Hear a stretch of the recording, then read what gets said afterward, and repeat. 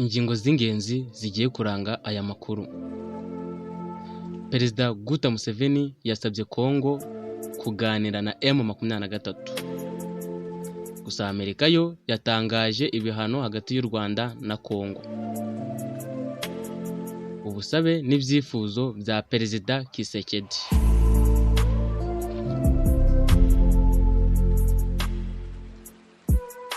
Twongeye kubusuza abakunzi ba BV Media TV. Nkuko bisanzwe muri studio ndi Niyonshuti Valentin, nkabamfatanyije na Ale Arani Bertra. Nkuko mugenzi wanjye bivuze ruguru mu ncamake, tukaba tugarutse mu buryo burambuye. Perezida Guta Museveni wo mu gihugu cya Uganda yabwiye Kisekedi ko yaganira na M23 kuko aricyo gisubizo cy'ibibazo biri mu burasirazuba bwa Kongo. Perezida Guta Museveni ni umwe mu bitabiriye inama yo mu bihugu by'umuryango wa Afurika y'Uburasirazuba ndetse n'Amajyepfo.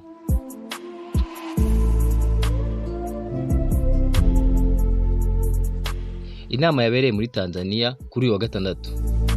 Umukuru w'igihugu yatangaje ko aya ari amahirwe akomeye yo kurwana cyangwa yo guhangana n'ibibazo biri mu burasirazuba bwa Kongo.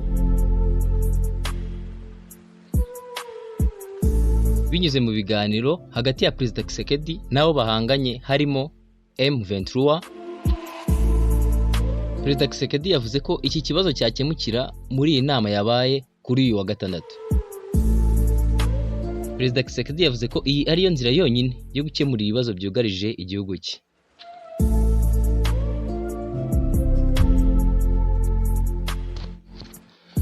Mu zindi ngingo, Amerika yateguje ibihano hagati y'u Rwanda ndetse na Kongo. Ibi yabicishije muri Minisiteri Mpuzamahanga. Iteguza ko ishobora gufatira ibihano u Rwanda na Kongo.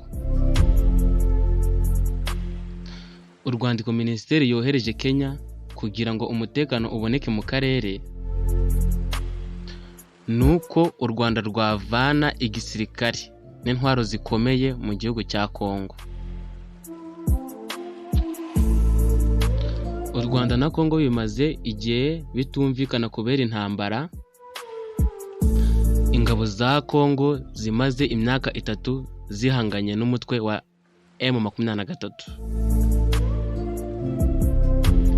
Uyu mutwe mu mpera z'ukwezi kwa mbere wigaruriye umujyi wa Goma. Ndetse bivuga ko ushobora no kwigarurira umujyi wa Bukavu. Gusa u Rwanda rurashinjwa ko ari rwo ruha intwaro M23. Gusa u Rwanda rwo rubihakana rwivuye inyuma, ndetse na M23 ruhakana rwivuye inyuma ko u Rwanda ruyifasha.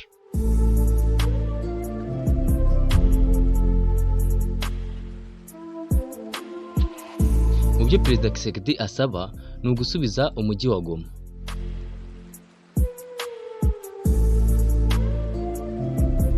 Perezida Kisekedi icyo yifuza mu myanzuro ifatirwa mu nama ni uko harimo no guhagarika imirwano ako kanya.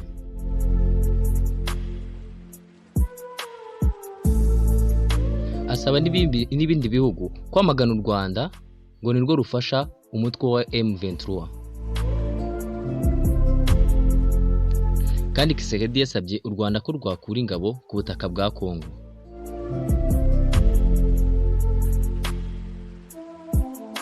Akaba yasabye no gufungura ikibuga cy'indege cya Goma kugira ngo inkunga zikomeze kugera ku basivile.